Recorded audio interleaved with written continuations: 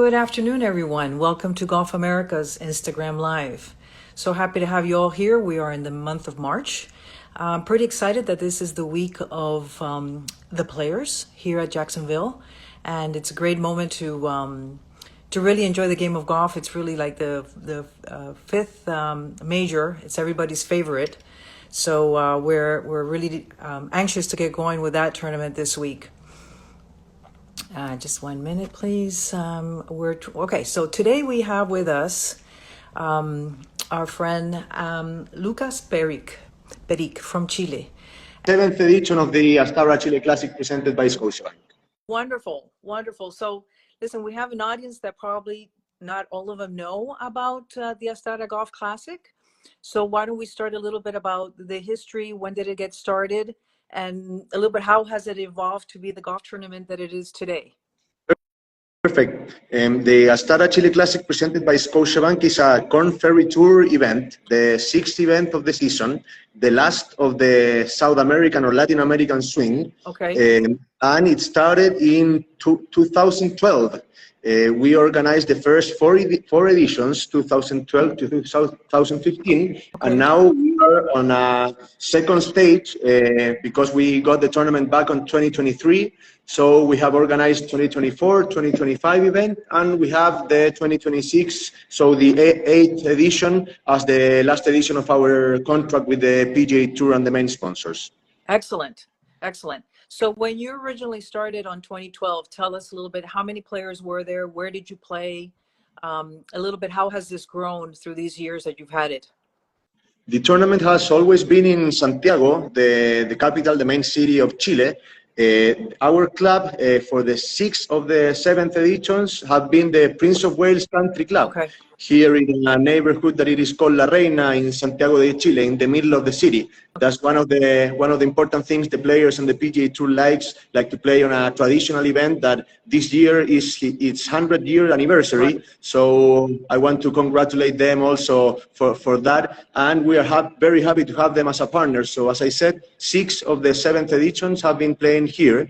And at the beginning of the tournament, we had 144 players for the first edition, and now the 5th, 7th, and 6th edition, 156 players. Okay. Now, in addition to being in the middle of the city and easily accessible, what are the main features of this course that makes it also attractive for the players and challenging? No? Definitely.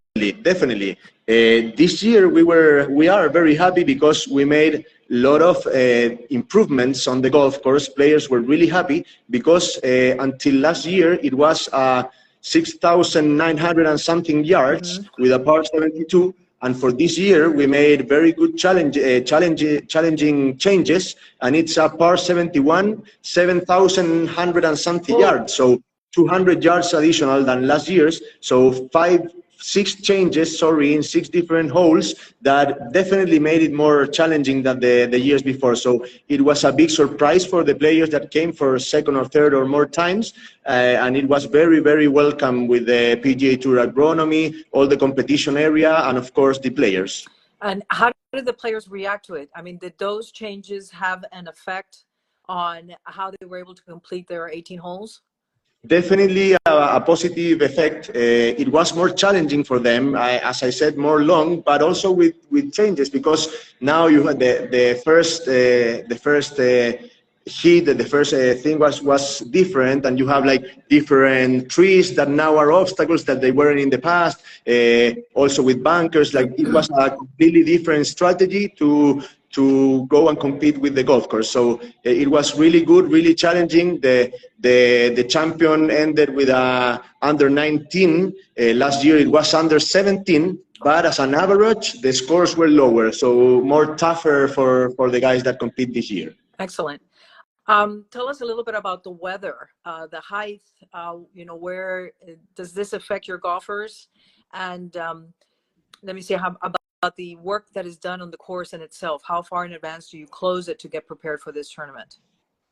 Well, answering the first question, we are ending our summer here, so temperatures were pretty high. We see it here in Celsius, but I know that the conversion in Fahrenheit for everyone over there understand, but approximately 90, Oh, 80 wow. C, Yeah. 80 Fahrenheit, so a lot of high temperature, low humidity, of course, and for the changes on the golf course, it's the complete year of work. Like the agronomy, the PGA Tour agronomy has been the same for 20 from all the tournaments. So since 2012 edition, and the superintendent here, Jose Manuel Medina, also has been the same. So they have a strong relationship.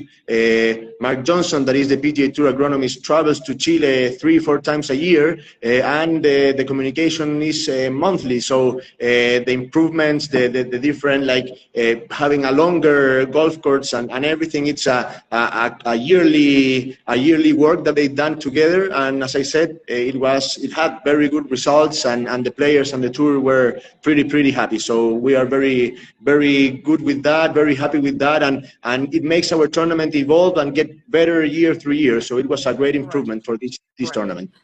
Now, how does the tournament get involved with the community? How do you see the future and the growth of the game of golf through this event that you have been, working very hard in achieving? Yeah, for the country is huge. It's the biggest sports tournament of the country, not only golf. The $1 million purse, the 151 international players that come from around 21 countries. It's really huge for the tournament. It has through the PGA Tour, we have very important, very solid communicational platforms that gets Chile in the name of everybody around the world, and mainly the U.S. market. So that is very important for the tournament. But if we speak about sports, it gives an opportunity to our local players also to compete. We, as the organization, we have 4 sponsor exemptions that we have decided each year to give to Chilean players. And the Korn Ferry, the company, also has an additional sponsor exemption that they have understand our objective. They have the same goal that ourselves, so they also invite a Chilean player. So for golfers, for Chilean golfers, is a huge opportunity to advance a couple stages and be really close to getting to the PGA Tour. The Korn Ferry Tour, everybody knows, but it's the path to the PGA Tour, and it's the level that is just behind. So for them, it's really important. And also, Sandra, the community, for us, is for the PGA Tour and for ourselves as a tournament, being involved with the community is very important. So our goal is to develop golf here in Chile, to massify golf here in Chile. Here we have 18,000 golfers, wow, like registered golfers. Wow. So it's a low number. We are 20 million Chileans, so we want that number to grow. We have very good golfers that are making that job or that objective also being more close to getting it. But having an event like ours, so important, so big, is also a huge element for us to pursue that dream and that objective. So it's a very important to get involved with community, for Absolutely. sure. Considering that you have 18,000 golfers, you have quite a list of excellent professional golfers. Definitely. Some that we don't see as often because they are at the live, but you definitely do have a couple that are still working hard, improving, getting better, and really coming through even in the PGA, correct? Definitely. Through the Korn Ferry Tour, we have this year a new representative on the PGA Tour, that is Cristobal del Solar. Yes. 57, also Yep. a lot of people know him because last year at the Astara Golf Championship in Colombia, he shot that round that was worldwide recognized, and I don't know if it's going to be like equal or I don't know. Yeah, that's his nickname for the rest of his life, for sure. Definitely, yes. And also we have Felipe Aguilar, that he got his card on the PGA Tour Champions. So now 2 representatives also at the high level. And we have a lot of youth golfers that are under 20s or under that. A lot of them playing in the universities in the USA, and others trying to get their cards through PGA Tour Americas, and some of others that are playing the Challenge Tour in Europe and things like that. So as you said, and I'm completely with you on that, with a low number of total golfers, we have very good representatives. We had very good results on the Olympic Games, also the last two. So golf is growing, and our representatives are the first element that we have on that objective. The exemptions that you're offering on your tournament at the Astara Classic, are those for professionals, or you are including amateurs? Both. We organize a circuit, a qualification circuit of 6 events that it starts on October and finish in February. Okay. So we go all the country. Our tournament, it is called Astara Chile Classic, presented by Scotiabank, not only Santiago. So we start this qualification circuit with a tournament in Punta Arenas that is way back in the Patagonia. It's the continental southern golf course of the complete world. So it's like a huge thing and very important for us. Of course. We go from Punta Arenas to Concepcion, that is also in the south of Santiago. Then we have a couple events here in Santiago with the Chilean Open and the Prince of Wales Open also. And then we go to the north playing in Viña del Mar. So we have 6 important events, and with that, the 2 best players can qualify. So it's open for amateurs. You have to have regularity because of course there are 6 tournaments and you have to play good. But if an amateur wins its spot, it can go. And the other 2, we have selected ourselves through the same results on that, the Chilean ranking that the player could have. It's not only a sports thing. We need the players that be able to have a good weekend here, that can bring people to the tournament. Sure. So we decide with different aspects of the golf, but not only the results on course. How does your course fit the well? Sorry. Okay, sorry. I received a call. It's one myself. Somebody doesn't know you're busy on a meeting. Her don't call me, but she did. So how does the Prince of Wales golf course compare to all these other ones that obviously around the country is, I mean, there seems to be quite a history behind the Prince of Wales, especially now that you've mentioned its longevity and the historic history that it has with you. How does it compare? How did it get started? Who initiated golf in Chile? Other golf clubs or golf courses are not prepared by the PGA Tour agronomists for the competition week. So they are easier golf course, but depending on their geography, it has their different difficulties. Like in Punta Arenas, where we started, wind is huge. You have wind for 100 kilometers per hour, things like that. So wind is huge. Yeah. If you go to Concepcion, you have more rain, more humidity than here in Santiago. And in the north, we play near beaches, so also more humidity. But the Prince of Wales Country Club, it's prepared for receiving these PGA Tour players. So greens are way harder on tournament week. Fairways also are not so big. And as I said, golf course is prepared with additional difficulties for the Confederate Tour players to compete. Okay. But in generally, all the golf courses here in Santiago had the same aspects, the same humidity, temperature. So very good clubs, and that the players really like. As I said, it's a traditional club here in the center of the city. Santiago, it's like 700 meters with upper of the sea level. So I think it's the geography and that conditions doesn't make them too hard for the players, but as I said, we prepare it and we try to make it the more difficult it can for tournament week. Okay, good. How about junior golf? Can you give us a little bit about what is Chile doing for the junior golf and preparing for the future?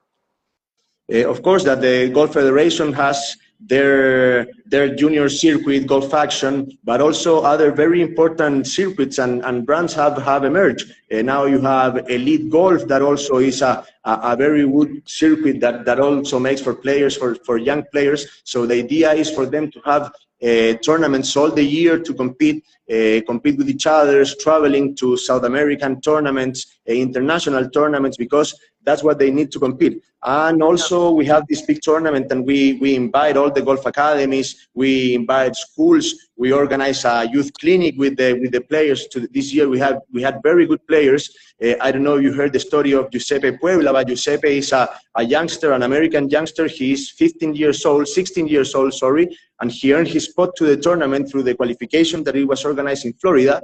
We had him on this golf event, golf youth clinic event, for him to say say to the Chilean players his example, how much time he works. So there's different things that are trying to develop golf here in Chile that is very, very important to the country to maintain having first level, first quality top players. True. And that is becoming very competitive. I mean, the kids are coming out of college very close to a professional level, the way they're being trained and how they're going through all the procedures in college. So getting used to that routine scenario, workout, diet, dedication to the game has to start very early. I mean, in addition to loving the game, you have to be very passionate about the game and want to be, the best of the best that you can be every day that you go out and tee off. Exactly. So that's what we like, and we invite all these young players. Like here in the tournament, you see players that arrive at 6 in the morning. The last one goes at 8 in the afternoon. Lot of shots on the driving range, and before the round, after the round. So that's very, very important for Chileans young players to see that example, and for them to understand that is way more than only having talent and playing a few hours a day. Like as you said.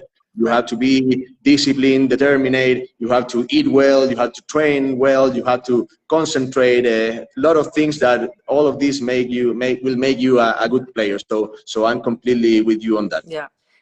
Of the golfers that we have kind of introduced or briefly mentioned as they've grown in the world of Chile golf, which one stands out that has been this junior qualified, challenged many courses around the country, and grew into the PGA to become a professional? Which name stands out for the country? Yeah, our main golfer is Joaquin Niemann. He started playing very, very young. He was the #1 world amateur player in the world. He participated as a volunteer here in the tournament to 2014, but he didn't play the event. He, as a world #1 amateur player, he received invitations to play PGA Tour events. He had awesome results. He won 2 events. So that is our main star. This year or last year, he was very close to an Olympic medal. Yes. So of course that he is the first one of lots of many that will come. Now, speaking only about PGA Tour, Cristobal del Solar is that player. He's now on his first season. So let's see how it goes. Hopefully he can have his card for many years and be a global representative of Chilean golf. Hopefully. Absolutely. Is there anything else that you would like to share with us? Your experience? Are you a golfer yourself? Do you have time to play golf handling this tournament?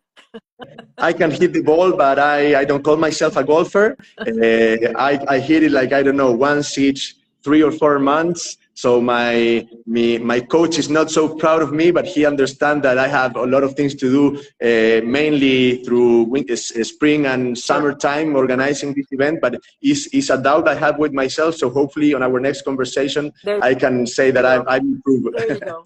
But as an organizer, like very, very happy. Like this year event had a quality improvements from 2023 to 2024.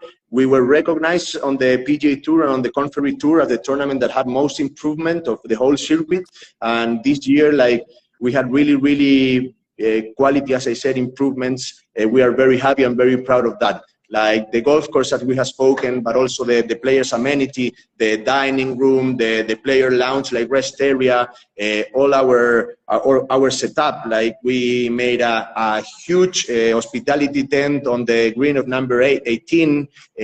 All the branding was really lovely, more spectators than the last 2 years. So the tournament had a quality improvement this year, and we are very proud and very happy about that. So that's one thing I wanted to share, and hopefully we had our next year tournament is the last one of our contract. We are still We are already started negotiating with the PGA Tour and with sponsors. So it would be awesome to have a lot of Chileans here, but also a lot of international people, like foreigners, come people from the US. It's, as I said, here in summer, and we have as a country a lot of touristic places, a lot of touristic activities, wine, fly fishing, hiking, a lot of things to do. So also I would love to make an invitation to all the people that are hearing us and will hearing in the next days, but for them to explore, hopefully come to Chile to be a really a world-class event, and also knowing all the advantage that Chile has as a tourism destination. Very well said. I appreciate those words, because talking about tournaments and talking about golfers and golf courses is like a little entree to what a golf experience can be in a destination. So congratulations for your dedication to the Classic. I think you, as well as your father, also provide that information, knowledge, experience in the game of golf that it's needed for the future. So very well done. I'm glad to hear that there is going to be another one next year, and we look forward to having you again to share that experience. No, very happy, and really, Sandra, thanks for the invitation. It's an honor to me to be on this call and this meeting, and to share our experience organizing an event, this kind of event here in Chile. A lot of work, a lot of dedication, a lot of heart we put on it. So I really thank you for being able to show the tournament worldwide. So my pleasure. You're always welcome, and you're always welcome. Thank you. So thank you very much for our viewers. I hope that gives you a little appetizer to what Chile has to offer. Thank you very much for your time to be with us, especially just finishing up at such a major tournament as well, Lukas. I really appreciate your time. And for everybody else, we invite you then also for next month. We will soon be announcing who our guest is, and we look forward to having you all with us again next time. Okay, thank you. Bye. Thanks. Bye.